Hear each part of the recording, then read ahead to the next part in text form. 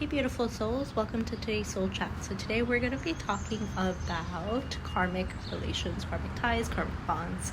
Last week's video I mentioned that I would be talking about that today. And I want you to think about it from the perspective of calling in your child or calling in your baby, or if you have a child, how you're tied to them. So I don't know if you've ever heard this, but it is said that we choose our parents, our babies.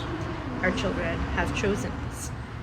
Their soul is actually waiting for our vessel to be expansive enough for them to come in, because they have chosen us as their parents. So a lot of that is based off of the experience that their soul wants to have, but a lot of it is based off of karmic relations. So karmic bonds, karmic ties are based off of karma. And karma is nothing but actions that you have done in a lifetime, in a previous lifetime, in this lifetime, that tie you to another person, that bond you to another person.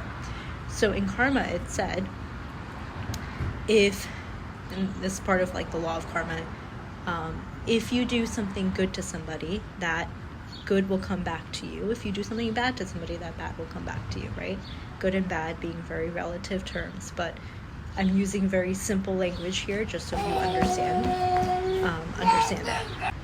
It's also related to the golden rule, right? Do unto others as I want them to me.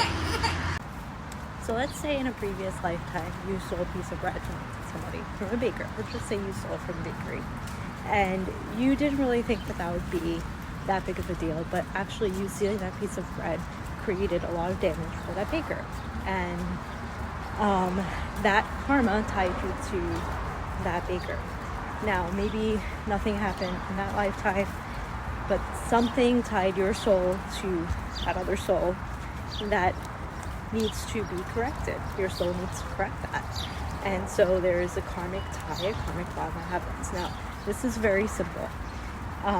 Majority of the time, karmic bonds and karmic ties are much more complex than that. They're much more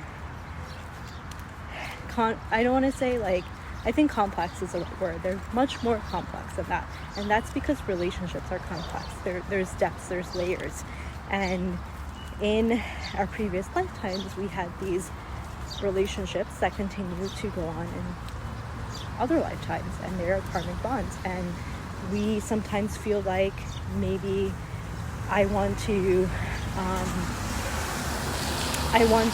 cut this relation. I want to maybe not continue this relationship, but it doesn't happen that way sometimes, right? Even with let's just say you with your parents, maybe there's a relationship there that you're just like, why can't it just end? And why do I have to continue going on with these same cycles, these same things?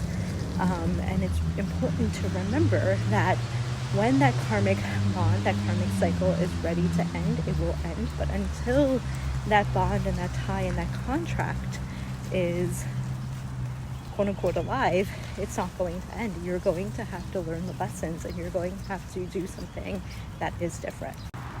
So a lot of times, and this is a lesson I want you to learn from this, because it's not like doom or gloom. It's not like, oh my God, I have a karmic tie with somebody, or karmic bond, I just have to live with it, I just have to suffer. It's not about that.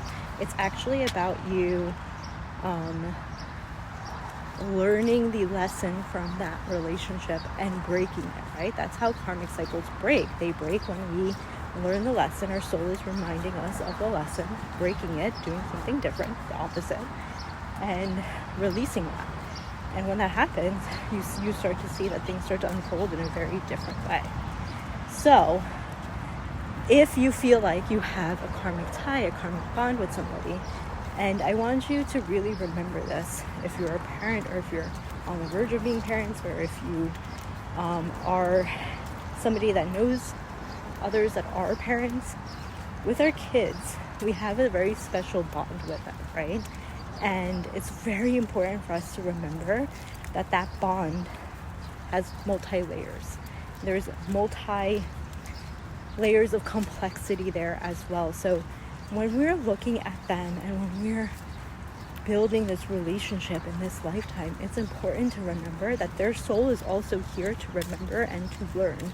And so how can we detach from them and from the outcomes that we might want to be teaching them, and actually just view them as individuals, right? Because they're also here to correct whatever it is that their soul wants to correct. They're also here to learn lessons of their soul, just like we are. And as parents, it's our job to guide them, to support them on that path. And let's just say you have a karmic bond or karmic tie with somebody else, and you're like, Irvi, how can I release this? The first thing to do is just bring awareness around it. And the second thing I always tell people is have compassion and grace for yourself and for the other person, and always view the situation, the relationship, from a place of love. If you're able to do that, whatever cycle you're in will most likely, the energy that you're putting in, it's coming from a place of love, will end, or it will go into another direction because you are bringing a totally different energy to it.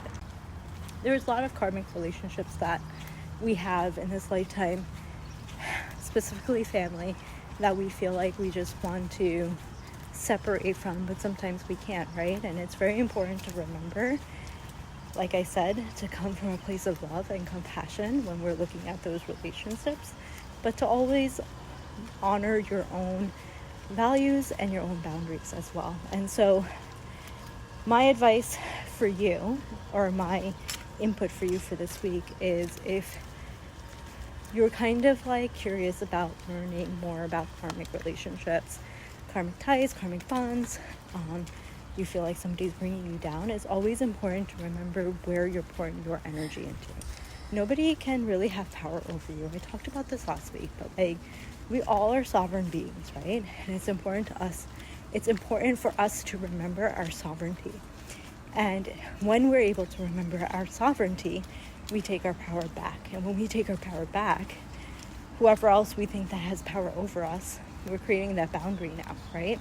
So they're not able to take our light and run with it, because we are owning our light, we're owning our power. So come from that place, and always, always, always come from a place of love.